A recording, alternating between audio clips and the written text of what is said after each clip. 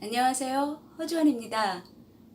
그동안 제 채널을 구독해주신 구독자님들께 감사를 드립니다. 한동안 제가 유튜브 촬영을 못했는데요. 그간에 있었던 일에 관해서 여러분께 말씀드리고자 합니다. 제가 갑자기 심장마비를 경험하게 되었는데 그 일을 통해서 제가 깨달은 바를 말씀드리고자 합니다. 작년 2018년 12월 6일 목요일이었는데 그날도 다른 날과 똑같이 운동을 좋아하기 때문에 운동을 하러 헬스클럽에 갔습니다. 러닝머신을 한 1분 정도 걷고 조금 빠른 걸음으로 걷고 있었는데요. 머리가 띵하게 어지러우면서 뒤로 넘어졌습니다.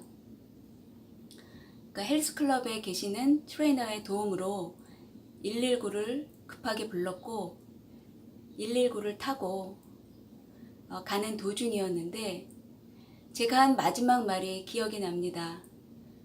응급구조대원 그 아저씨께 숨쉬기가 너무 힘들어요. 그랬던 게 마지막 말이었습니다.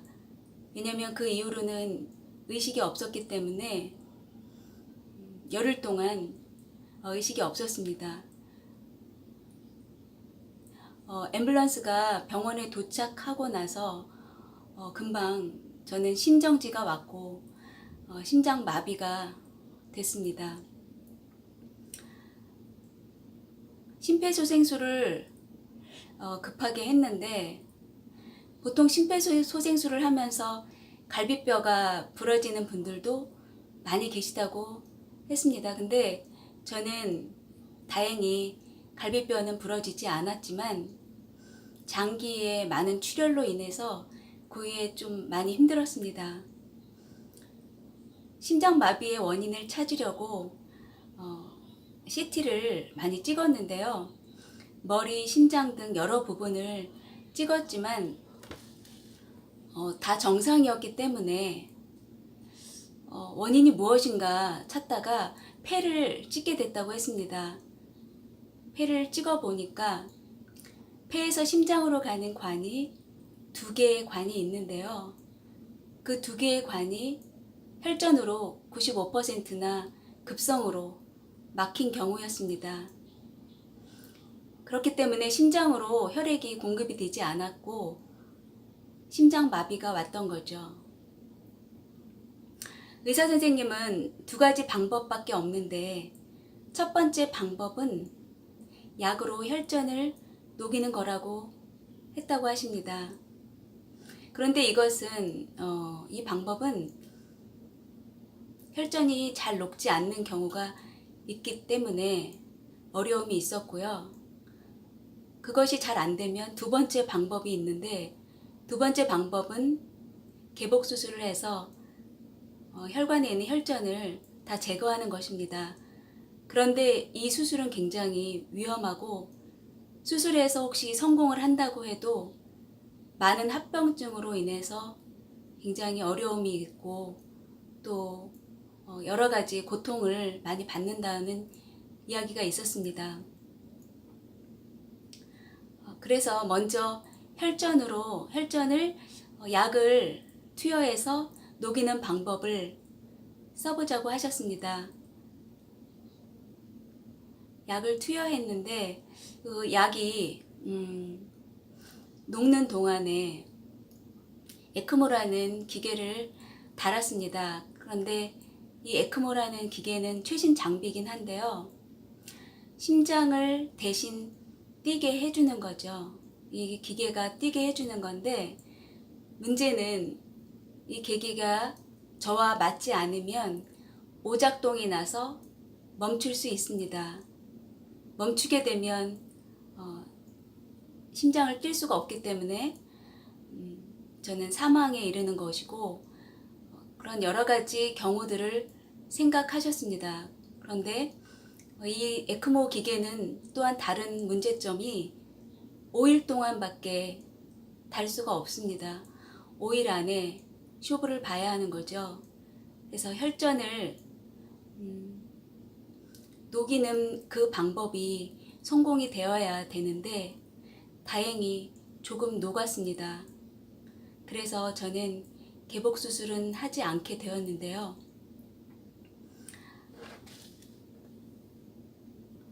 제가 정말 감사하고 다행인 것이 제가 간 병원이 알지 못하고 갔지만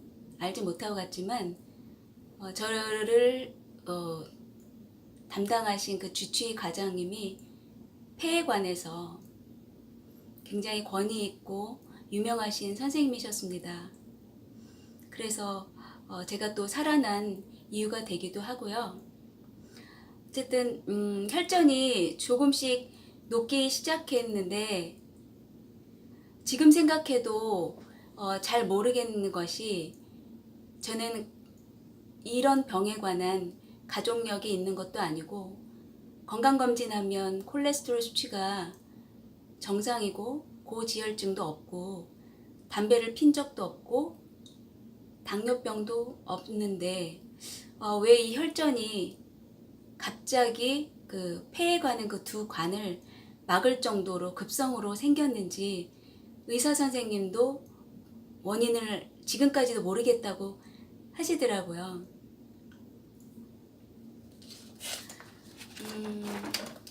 제가 중환자실에서 열흘 동안 있었는데요.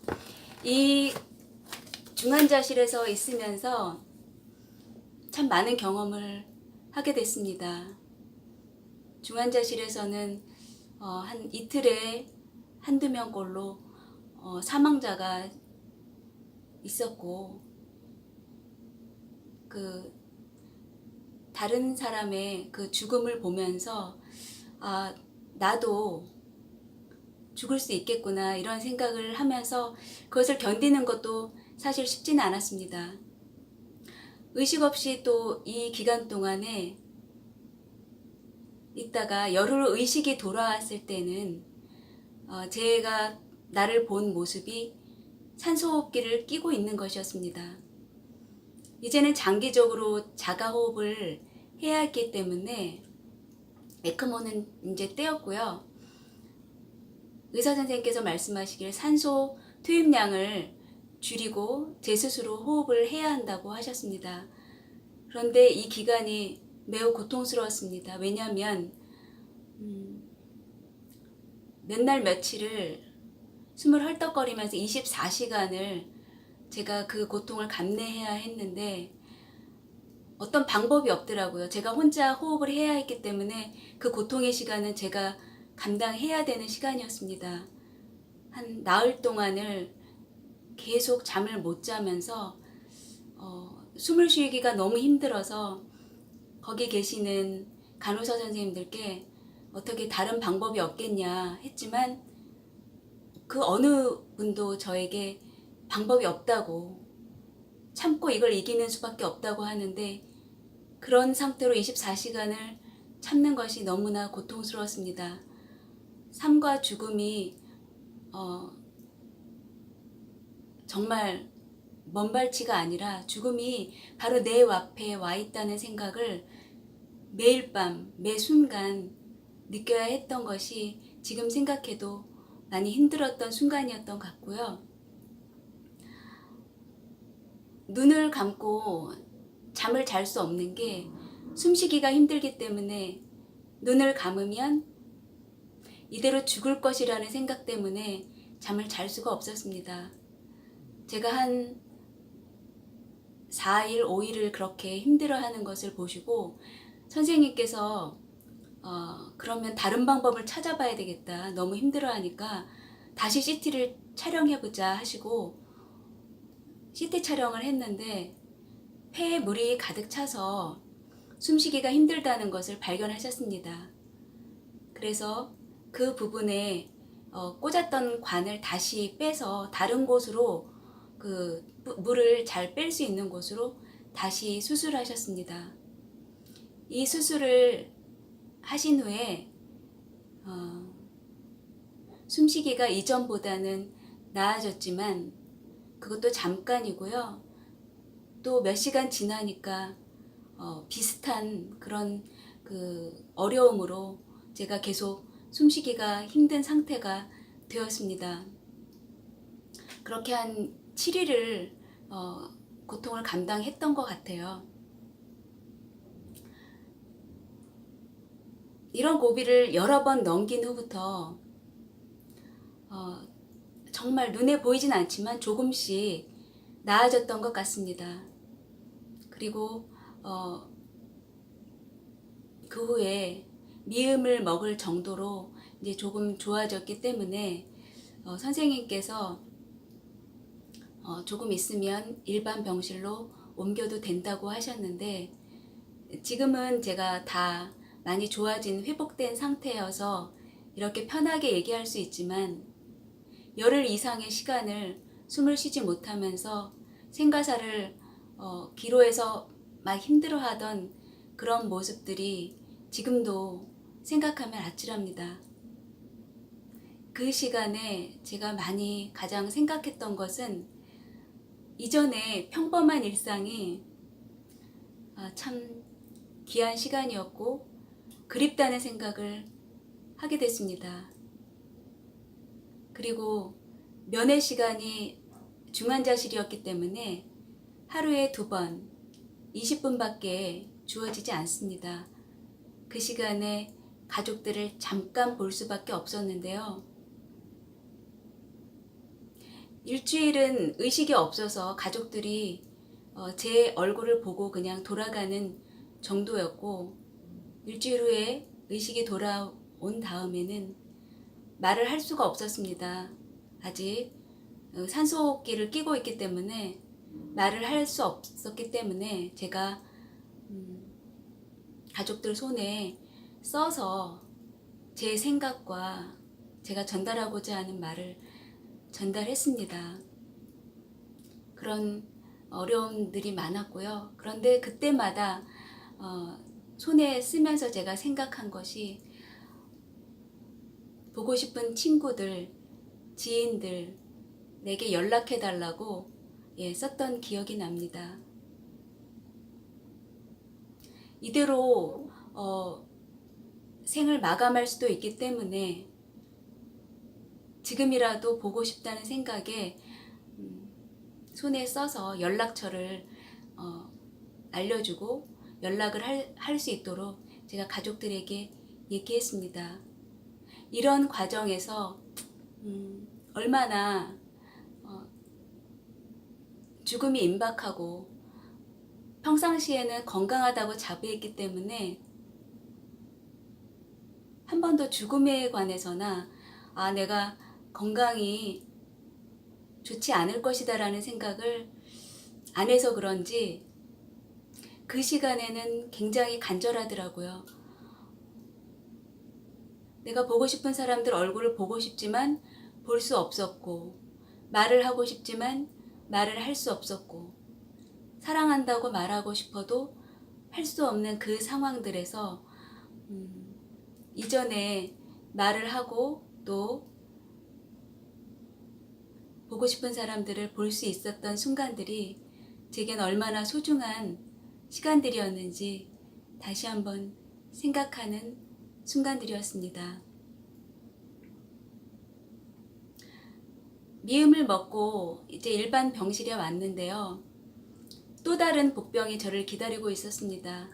저는 일반 병실에만 가면 다 이제 거의 완치된 건가? 이런 착각을 하고 있었는데, 이제 조금만 참으면 어려움이 이제 극복이 되겠지라는 최대한 긍정적인 마음으로 갔습니다. 그런데 다른 복병이 있더라고요. 합병증으로 폐렴이 왔는데 기침이 너무 심해서 24시간 기침을 그칠 수가 없었습니다. 센 약을 먹어도, 센 기침약을 먹어도 이게 잡히지가 않아서 얼마나 항생제도 많이 투여하고 기침약을 종류별로 바꿔가면서 먹었는지 모릅니다. 그런데 좋아져야 되는데 좋아지지 않고 오히려 더 날이 갈수록 이 폐렴이 심해졌기 때문에 머리도 어지럽고 열까지 거의 40도를 매일 매 순간 내려가지 않으면서 그 고열에서 기침까지 하는 그 고통을 감당해야 했습니다. 그런데 선생님께서 미리 그 말씀은 하셨어요. 폐렴이 분명히 있을 것이다 라는 얘기를 하시더라고요. 그리고 인공호흡기를 오래 끼웠기 때문에 제가 말하는 것도 또 노래를 굉장히 하고 싶은데 노래하는 것도 아직까지는 불가능합니다. 말소리는 이전으로 많이 돌아왔지만 노래를 할 때 쇳소리가 나서 한 옥타브 이상의 그 미 이상까지는 올라가질 않더라고요. 굉장히 아직은 속상하지만 조금씩 회복하면 노래도 다시금 부를 수 있을 것이라 생각합니다. 무대에 다시 설 수 있는 날이 지금 많이 고대되지만 분명히 많이 좋아져야 그렇게 할 수 있겠죠. 제가 폐렴이 와서 기침을 할 때마다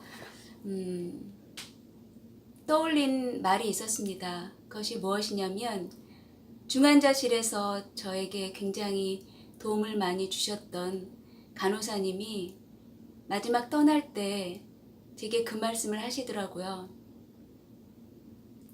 저처럼 심하게 정말 심장마비가 오고 혈전이 이렇게 꽉 막혀서 온 사람이 살아서 나간 경우는 저밖에 없었다고 합니다. 이것은 기적과도 같은 일이기 때문에 앞으로 완쾌돼서 새 삶을 살게 되면 정말 이제는 더 기쁜 마음으로 사는 것이 어떻겠냐, 더 행복한 인생으로 원하는 대로 살아가시면 좋겠다는 말씀하신 간호사님이 지금도 떠오릅니다.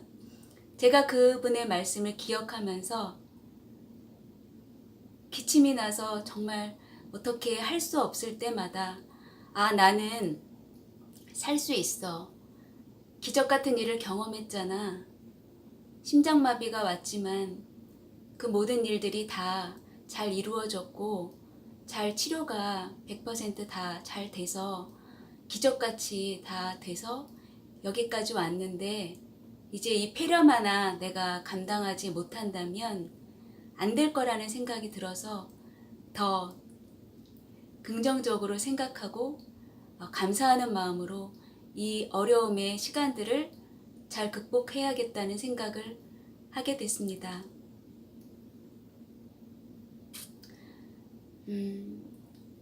긍정적인 마인드가 굉장히 중요한 것 같아요. 제가 중환자실에 있을 때도 간호사님들의 그 고생하는 모습들을 보면서 참 훌륭한 분들이 많이 계시구나.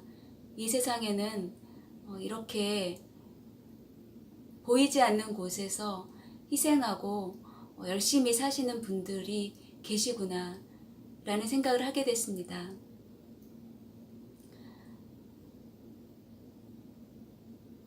그래서 그런지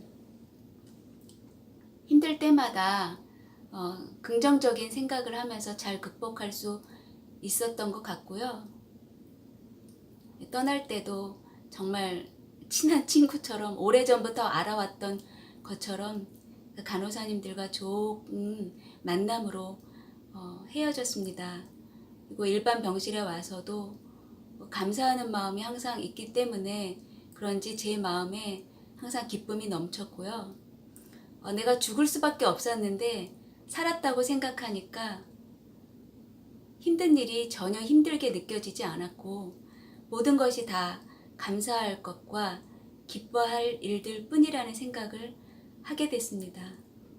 그래서 밥도 먹기 힘들었지만 고열이 심하기 때문에 입맛이 전혀 없어서 밥 먹기도 힘들었지만 20알의 약을 하루에 먹어야 했기 때문에 감사함으로 그것도 먹었습니다. 매 끼마다.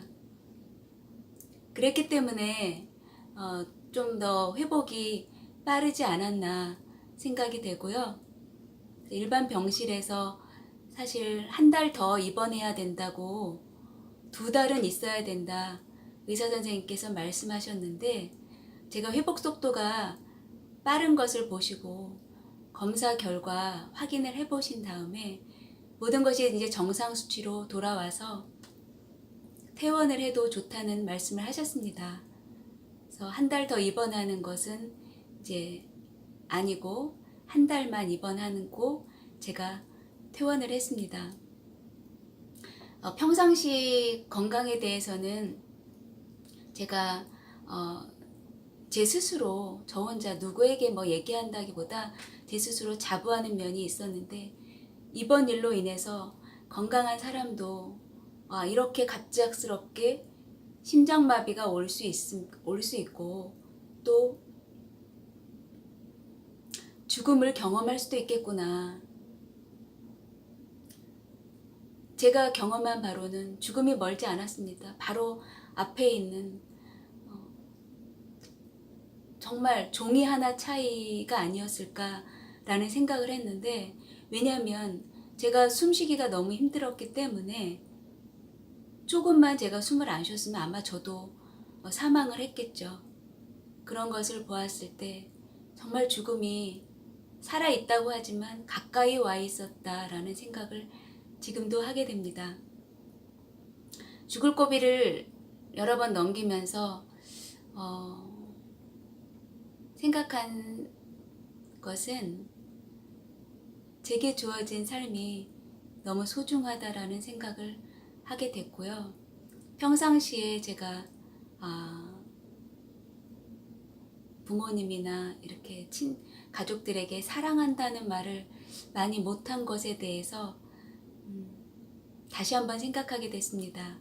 이제 저에게 새로운 삶이 주어졌기 때문에 이제는 가족들의 소중함도 더 깊이 깨달았고 사랑하는 삶으로 살아가는 저의 모습이 되어야겠다는 생각을 하게 됐고요.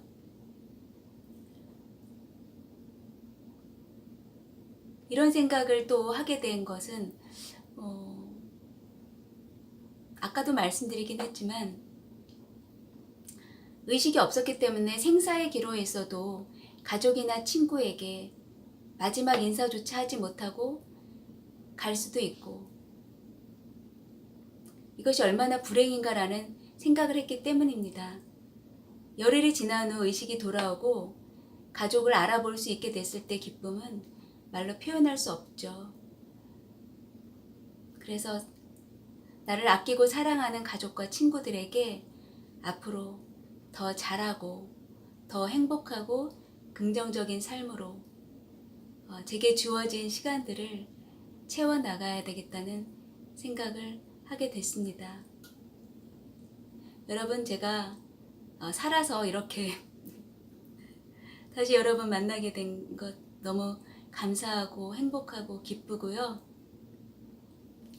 다음 시간에는 책으로 또 찾아뵙겠습니다. 지금까지 시청해 주셔서 감사드리고요. 추운 날씨에 건강 조심하세요. 감사합니다. 안녕히 계세요.